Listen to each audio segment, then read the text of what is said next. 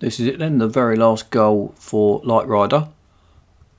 Goal 4 is 5 laps, can't go off track more than 3 seconds, which isn't very much at all.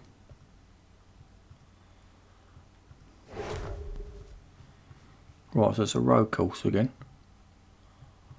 I mean, if you get pitted or something on the fast bit, I doubt you'd recover in 3 seconds anyway.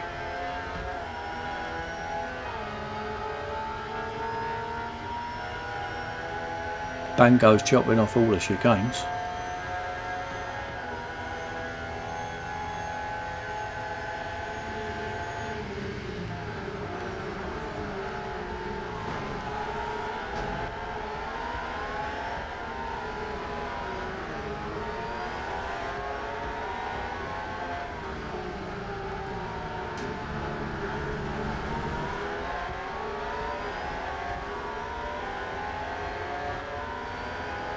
This bit here, oh, I missed it. That bit there, they always seem to break, the opposition cars. And that's probably the best overtaking spot on the old track, I reckon.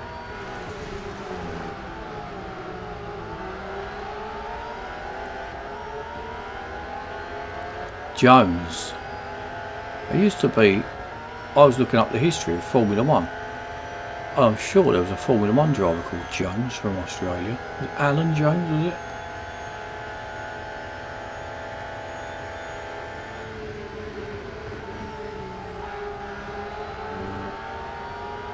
Excuse me, thank you.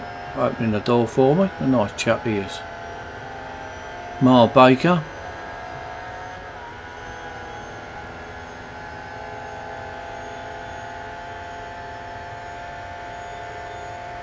One minute 36.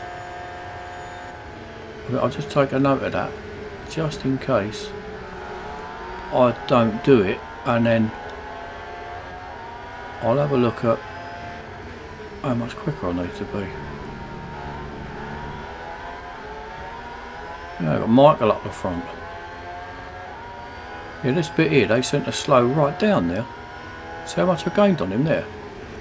Because you can definitely go around that flat out virtually in any car on the game, I think.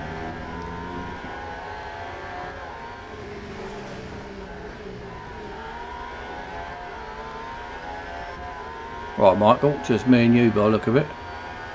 Mark Baker's dropped quite a way back. Oh, you're going to be much faster than me.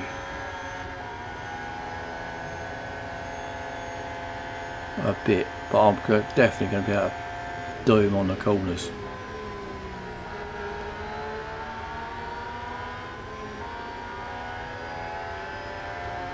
Could have had him there.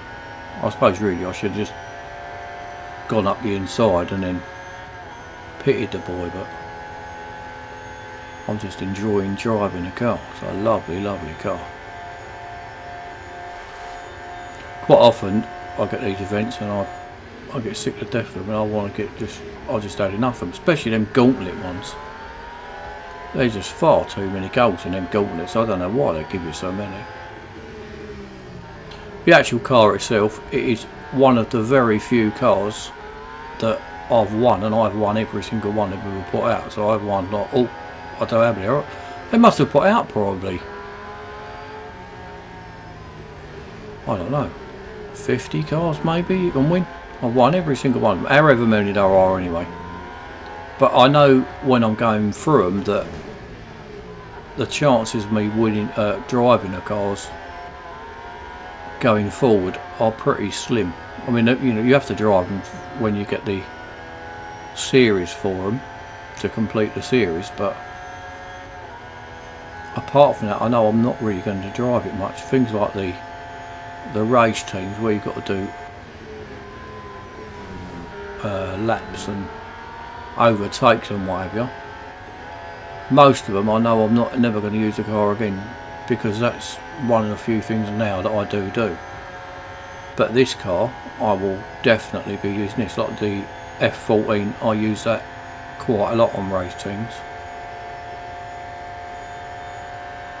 and this will, depends what races are in the series, but I'm pretty sure I will be using this quite a lot going forward. And even if I fancy just having a couple of races when I go on the game, then this is one that I will definitely be.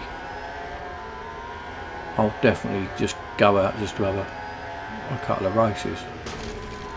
Well, I better get in front of him, I think, because I'm going to be.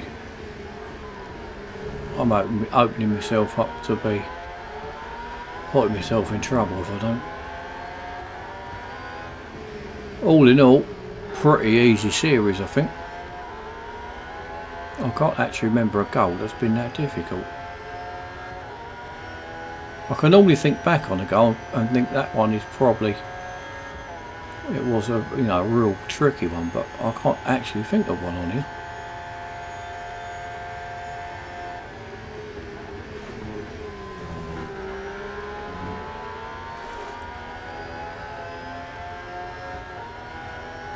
There must be one, but I can't think of one.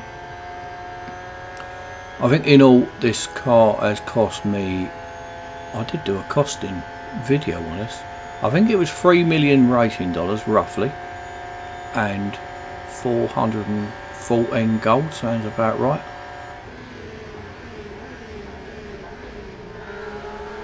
But I've got a car that's pretty well upgraded, not fully, but pretty well upgraded. It'll end up being virtually fully upgraded tomorrow, because I'll definitely spend some gold on it. But I don't like spending the gold doing the actual event itself,